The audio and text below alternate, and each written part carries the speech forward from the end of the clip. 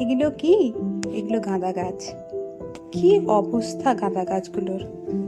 অথচ 3 মাস আগেও কি বাহার ছিল। ভাবছেন কেন রেখে দিয়েছি এরকম শুকনো শুকনো অবস্থায়? কারণ আছে। এই যে গাছের ফুল আছে, যেগুলো শুকিয়ে একদম খটখটে হয়ে গেছে, সেগুলোকে আমি এবার সংগ্রহ করব। এই যে ভেতরে কালো কালো বীজগুলো দেখতে পাচ্ছেন, এইগুলোকে রেখে দেবেন একটা প্লাস্টিকের মধ্যে, যাতে বাইরে হাওয়া না লাগে। এবার সেগুলো এই সেপ্টেম্বর অক্টোবর মাস নাগাদ মাটিতে ছড়িয়ে দেবেন। আর এই বীজ পড়ে, এই কিছু ফুল পড়ে আবার গাছের টবেও কিছু গাছ হয়ে রয়েছে আমার, সেগুলোকেও রেখে দিচ্ছি আমি। কারণ এই গাঁদা গাছগুলো থেকেও আপনি চারা বানাতে পারেন। গাঁদা গাছের ডাল থেকে, যেগুলো থেকে দেখবেন গায়ে শিকড় শিকড় মতন বেরোয়, সেখান থেকেও আপনি গাছ বানাতে পারেন। তো এইভাবেই সামনের শীতে চারা পেতে তো অনেক দেরি হয়, আমি আগে ভাগেই সংগ্রহ করে রেখে দিচ্ছি।